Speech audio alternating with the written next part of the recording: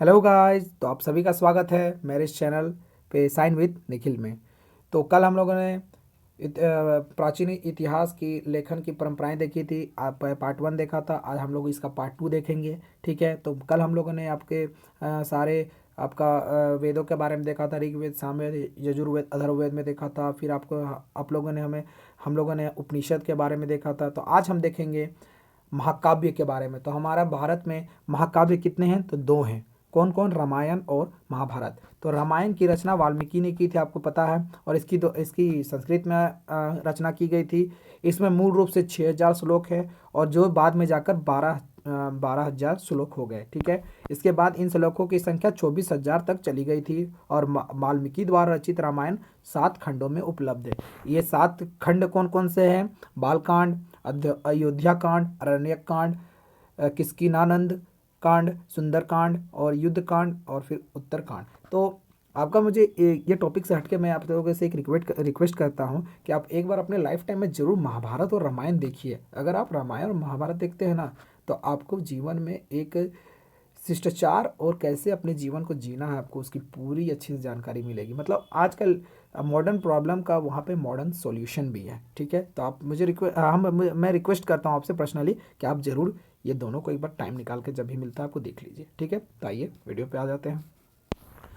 राम कथा पर आधारित ग्रंथों का अनुवाद सबसे पहले चीन में किया गया। सबसे पहले कहाँ अनुवाद किया गया? चीन। यहाँ भी चीन हम लोग के पीछे पड़ा हुआ है। ठीक है, रामायण में तत्कालीन राजनीतिक, सामाजिक, ठीक है, और धार्मिक स्थिति के बारे में हमें पूरी जानकारी मिलती है। अब महाभारत के बारे में देखते हैं। महाभारत किसके द्वारा लिखा गया था? तो ये लिखा गया था वेद व्यास के द्वारा, महर्षि वेद व्यास के द्वारा। इसमें 6800 श्लोक मिलते हैं। इसका नाम पहले जय संहिता रखा गया था, बाद में श्लोकों की संख्या 24,000 हो गई। ठीक है, भरत के वंशजों की कथा होने के कारण इसके भारत महाभारत नाम रखा गया था। ठीक है, मतलब भारत। बाद में इन श्लोकों की संख्या बढ़कर 1,00,000 हो गई। जो 24,000 थे वो फिर 1,00,000 हो गई, जिसके परिणाम स्वरूप इसका नाम सत सहस्त्री संहिता, मतलब सत मतलब 100 होता है, इसी वजह से सत सहस्त्री संहिता या फिर महाभारत पड़ गया। ठीक है, महाभारत के नाम से प्रसिद्ध हुआ यह महाकाव्य 18 पदों में विभाजित है। ठीक है, 18 खंडों में यह विभाजित है। अगर आप भगवत गीता पढ़ेंगे तो वहाँ आपको पता चल जाएगा कि कैसे ये आपका विभाजित है। आप एक बार भगवत गीता भी पढ़िएगा। ठीक है, इस महाकाव्य से रामायण की ही तरह तत्कालिक सामाजिक, राजनीतिक और धार्मिक स्थिति के बारे में जानकारी मिलती है और इसका प्रारंभिक नाम जय संहिता ही था। ठीक है, जैसा कि मैंने आपको बता दिया।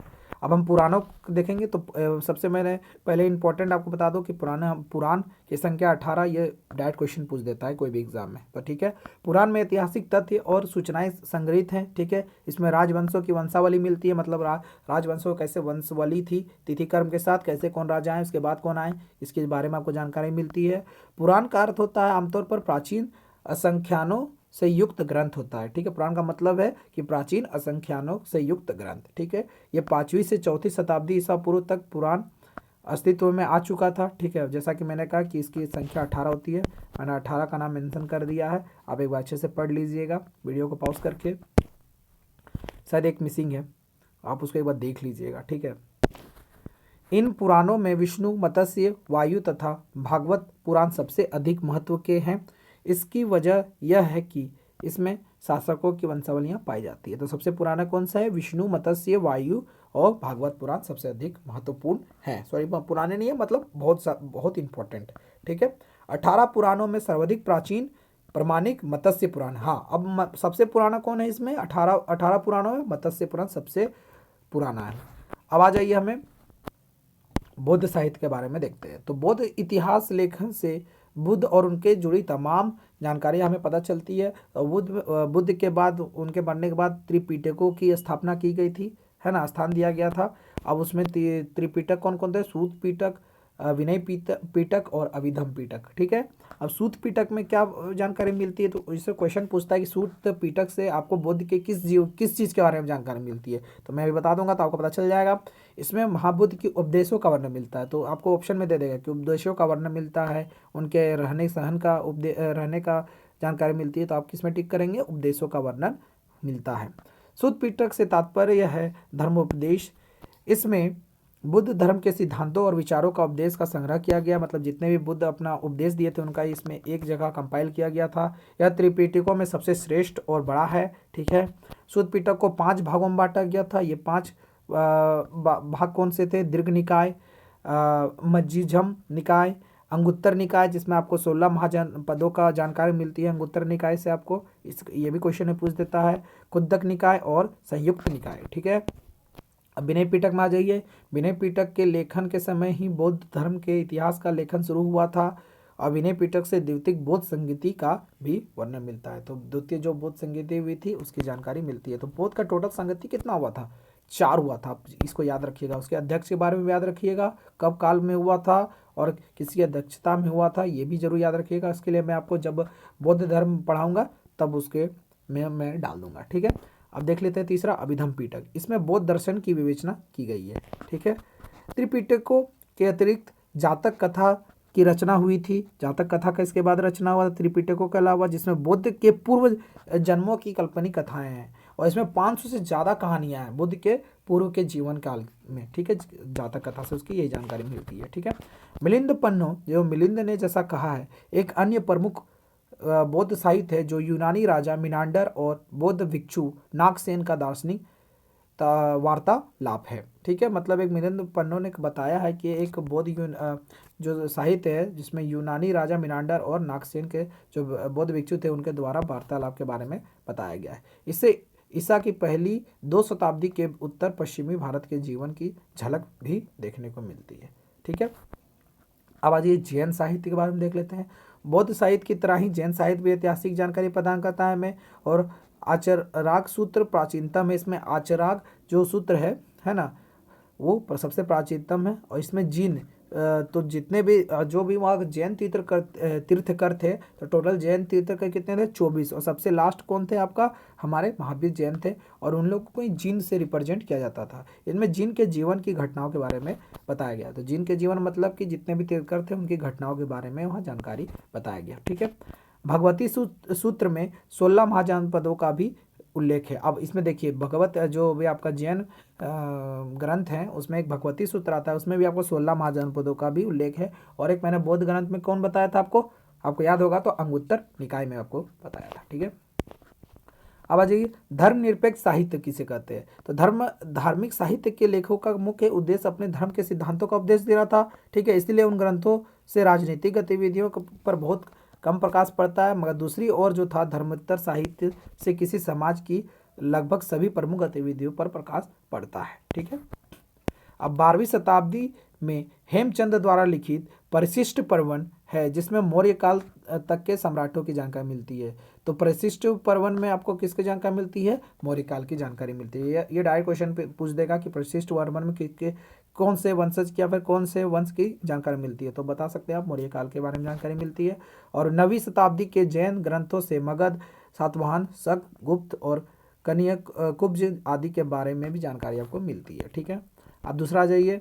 अब इसको मैंने डिवाइड सबको पॉइंट बाय पॉइंट में इसलिए कर दिया गया हूँ कि कौन सा बुक है, कौन राइटर है और किसके बारे में जानकारी मिलती है। ये मैं आपको एक पूरा वीडियो में आपको एक ऐसा वीडियो बना दूंगा कि उसमें आपको सिर्फ बुक, राइटर और किसके वंश के बारे में जानकारी मिलती है आपको पूरा बता दूंगा। ये यूजीसी नेट में मैंने खुद बैठ के देखा है, क्वेश्चंस डायरेक्ट आते हैं हिस्टोरियोग्राफी से। ठीक है, तो आपके लिए बहुत ही इंपॉर्टेंट है। अर्थशास्त्र जो चाणक्य के द्वारा लिखा गया था और ये जो आपका था जो मुगल बोल रहा हूँ मैं, मौर्य काल की जितने भी आपका राजनीतिक ग्रंथ है उसके बारे में आपको ये जानकारी देता है। इसमें लगभग 6000 श्लोक है ना। अतः इस ग्रंथ से मौर्यकालीन सामाजिक, आर्थिक, राजनीतिक स्थिति के बारे में जानकारी मिलती है। तो मौर्य काल का सबसे इंपॉर्टेंट बुक था ये अर्थशास्त्र, जो कि चाणक्य द्वारा लिखा गया था। ठीक है, अब आ जाइए तीसरा, मुद्रा राक्षस। तो मुद्रा राक्षस लिखा गया था विशाख दत्त के बारे में। विशाख दत्त लिखे थे और ये चंद्रगुप्त मौर्य है उसके गुरु चाणक्य के विषय में जानकारी देती है। ठीक है, पाणिनि जो कि अष्टाध्यायी, पाणिनि की जो बुक थी वो क्या नाम था? अष्टाध्यायी, है ना। और ये आपको व्याकरण, यद्यपि व्याकरण से संबंधित ग्रंथ माना जाता है, ये व्याकरण से आपका संबंधित ग्रंथ माना जाता है। ठीक है, गार्गी साहित्य, इसमें यूनानी आक्रमण के विषय में जानकारी प्राप्त होती है। तो गार्गी साहित्य में आपको यूनानी जो आक्रमण किया गया था उसके बारे में जानकारी मिलेगी। ठीक है, और छठा है मालविकाग्निमित्रम। अब मालविकाग्निमित्रम में आपको कालिदास के द्वारा लिखा गया था 4वीं शताब्दी में। ठीक है, और ये इस संस्कृति ग्रंथ में पुष्यमित्र शुंग एवं उसके पुत्र अग्निमित्र के विषय में आपको शुंग और यवन के संघर्ष का उल्लेख मिलता है। ठीक है, सातवां जाइए हर्ष चरित्र, जो कि वान भट्ट के बारे में लिखा, वान भट्ट ने लिखा था, और ये हर्ष जो हर्षवर्धन थे उनके बारे में आपको जानकारी मिलता है। ठीक है, आठवां है विक्रमांक देव चरित्र, जो कि 11वीं शताब्दी में विल्हन के द्वारा लिखा गया था। ठीक है, और इस ग्रंथ से आपको चालुक्य नरेश विक्रमादित्य षष्ठ के विषय में जानकारी मिलती है। ठीक है, और नवां जाइए पृथ्वीराज रासो, ये किसके द्वारा लिखा गया था?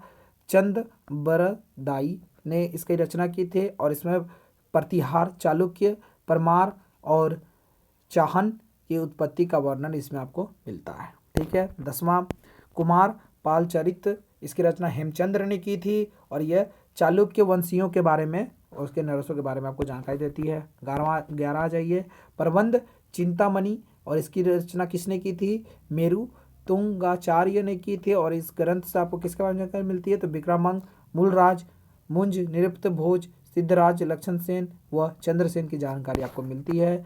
अब आ जाइए राजतंगनी, जो कश्मीर के बारे में आपको सबसे अच्छा जानकारी मिलेगा, और जो ये आपका बुक किसके द्वारा लिखा गया था? तो कल्हण के द्वारा लिखा गया था, और कश्मीर के इतिहास के बारे में आपको ये पूर्ण जानकारी देता है। ठीक है, राजतरंगिनी। 13वां आ जाइए कृति केमुदी। अब कृति केमुदिनी कौन लिखे थे? तो सोमेश्वर लिखे थे, और इसके आपको किसके वंश के बारे में जानकारी मिलेगी? तो चालुक्य वंश के बारे में जानकारी मिलेगी। 14 है वसंत विलास, और वसंत विलास किसके द्वारा लिखी गई थी? तो महाकवि बालचंद्र के द्वारा लिखी गई थी, और ये चालुक्य वंश की राजनीतिक स्थिति के बारे में वर्णन करता है।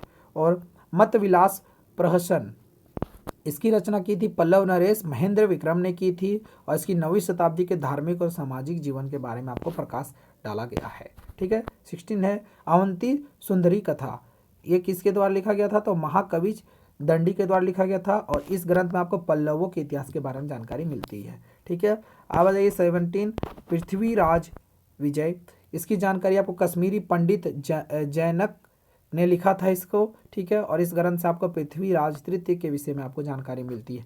तो मैंने यहाँ जो इंपॉर्टेंट बुक थी और उसके राइटर और किसके बारे में जानकारी मिलती थी, वो प्राचीन इतिहास तक, आपको नोट करिएगा, सिर्फ प्राचीन इतिहास तक के लिए ही मैंने बताया है, और उसके लिए आपका मध्यकालीन इतिहास है, फिर मॉडर्न है, उसके लिए आपको अलग अलग राइटर। तो मैं एक वीडियो ऐसा बना दूंगा कि आपको तीनों पार्ट में आपको जो भी राइटर उसके बुक्स रहे हैं और किसके बारे में जानकारी मिलती है, उसके लिए मैं आपको प्रोवाइड कर दूंगा। तो आप इसी तरह मेरे चैनल के साथ बने रहें और अपने दोस्तों के साथ इसको शेयर करें। और ये टॉपिक हमारा आज पूरा कंप्लीट हो गया है, इसका पार्ट 2 था प्राचीन इतिहास लेखन की परंपराओं का, और आशा करता हूँ आपको पूरा अच्छा समझ में आ गया होगा। और ये आप प्लीज़ आप अपने दोस्तों के साथ ये वीडियो शेयर करिए, क्योंकि ये VVI आपको नेट के लिए भी और अदर कॉम्पिटिटिव एग्ज़ाम के लिए भी ये है। ठीक है, सो थैंक यू।